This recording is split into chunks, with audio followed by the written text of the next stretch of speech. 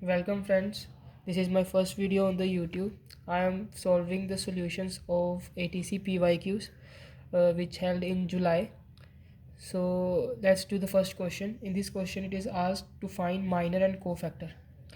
Minor and cofactor पूछे है इसने, मैट्रिक्स क्या है 6 5 2 4 और 2 का पूछा है।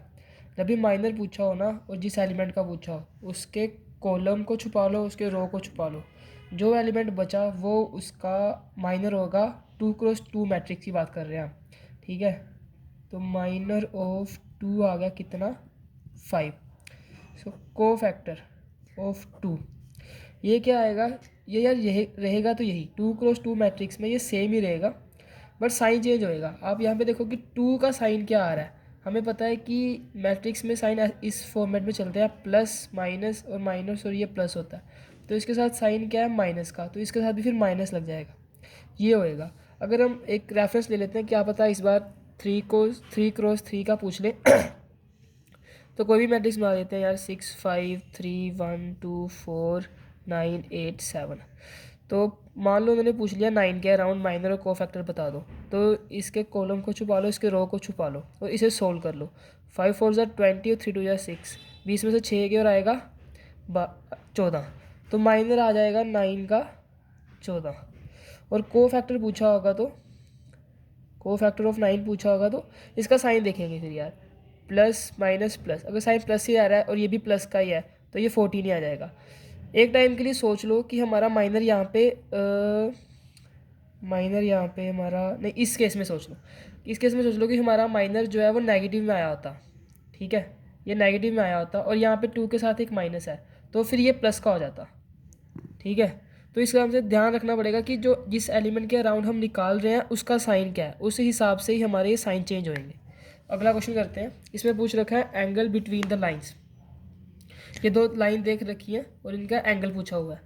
तो हमें पता है कि यार जो ये नीचे वाले होते हैं ना डिनोमिनेटर में, ये इसके डायरेक्शन को रिप्रेजेंट करते हैं और ये जो पॉइंट होते हैं ये रिप्रेजेंट करते हैं कि लाइन किस पॉइंट से पास हो रही है।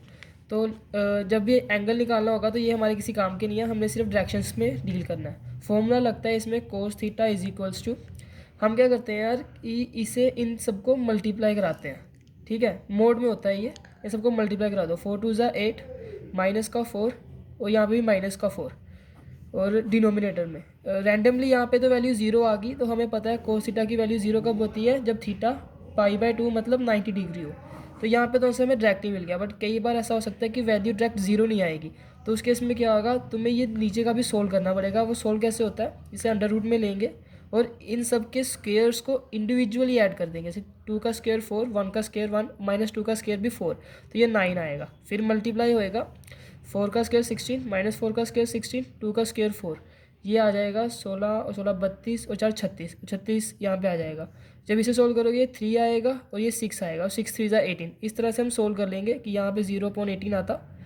बट बाई चांस अगली बार जब एग्जाम में ऐसा क्वेश्चन आएगा तो यहाँ पे 0 नहीं बनेगा, बाई चांस कुछ भी बन सकता है। तो उस हिसाब से हम थीटा की वैल्यू निकाल लेंगे। अगले क्वेश्चन में चलते हैं। इसमें मैंने पूछ रखा है कि हम इसका इन्वर्स निकालो, अगर इन्वर्स पॉसिबल है तो इन्वर्स ऑफ एफ निकालो। तो यार इस क्वेश्चन के लिए सबसे पहले एक टिप दे देता हूँ, मोस्ट ऑफ द केसेस में ये इन्वर्टिबल होता ही है। तो हम एग्जाम में इसे प्रूफ नहीं करने बैठते कि पहले हम चेक कर लेते हैं कि इन्वर्टिबल है कि नहीं है, फिर इन्वर्टिबल निकालेंगे। हम डायरेक्ट क्या करते हैं, इसे y is equals to A x plus b कर देते हैं और यहाँ से x की वैल्यू निकाल लेते हैं। तो यहाँ से x की वैल्यू आएगी y माइनस बी अपॉन ए, और इन्वर्स हमेशा x के टर्म में होता है तो y को चेंज कर देंगे x में, तो x माइनस बी अपॉन ए, ये इसका इन्वर्टिबल होता है। ये होगी स्मार्ट अप्रोच।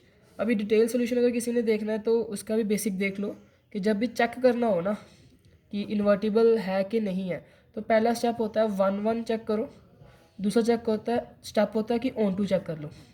1 1 चेक करते कैसे करते हैं कि f(x1) इक्वल्स टू f(x2), ठीक है।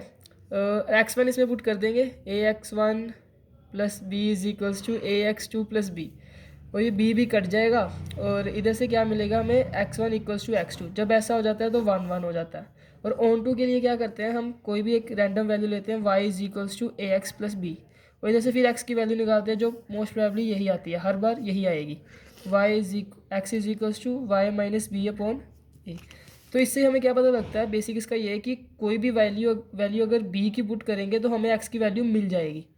तो इससे पता लगता है कि ये ऑन टू है। बट पेपर में ये सब नहीं करना है, पेपर में डायरेक्ट हमें वाई इज इक्वल टू ये दिस पुट करके एक्स की वैल्यू निकालनी है। सोचो कुछ और भी फंक्शन हो सकता था, मान लो कि कुछ फंक्शन कॉम्प्लेक्स दे दिया, अगली बार लेवल इंक्रीज कर दिया एग्जाम का, और फंक्शन आ गया आपके पास A X square plus B Y plus C. तो इसमें भी फिर आपको यहाँ पे एक्स है यार, तो इससे आप क्या करोगे, y is equals to A X square plus B X plus C मानोगे। तो इधर से भी फिर x की वैल्यू निकलती है, थोड़ी कन्फ्यूजिंग होती है, वो नेक्स्ट वीडियो में देखेंगे। जब इस ऐसे क्वेश्चंस की मैं कंप्लीट वीडियो लेके आऊँगा उसमें मैं ये भी सोल्व करवा दूंगा। अभी सिर्फ पी वाई क्यू कर रहे हैं। तो अभी अगला क्वेश्चन है, वेक्टर दे रखे हैं दो और उनके बीच का डिस्टेंस पूछा है। तो ये बड़ा आसान होता है यार, डिस्टेंस इक्वल टू, हम क्या करते हैं, चलो फॉर्मूला लिख देता हूँ, x2 minus x1 the whole square plus y2 minus y1 का whole square plus z2 minus z1 the whole square. तो क्या करेंगे कि इसे इसमें से माइनस कराएंगे, इसे इसमें से, इसे इसमें से। किसी को भी x1 मान सकते हो, किसी को भी x2 मान सकते हो, वो उससे सोल्यूशन में कोई फ़र्क नहीं पड़ता। तो थोड़ा जल्दी करूँगा, ओरली कैलकुलेशन करनी पड़ेगी एग्जाम में, बिकॉज टाइम बाउंड पेपर है ये भी। सो 2 में से -2 करेंगे 4 आएगा, 4 का स्क्वायर करेंगे तो 16 आएगा। -3 में से -1 करेंगे -4 आएगा, -4 का स्क्वायर करेंगे तो फिर 16 आएगा। 4 में से 1 करेंगे 3 आएगा, 3 का स्क्वायर करेंगे 9 आएगा।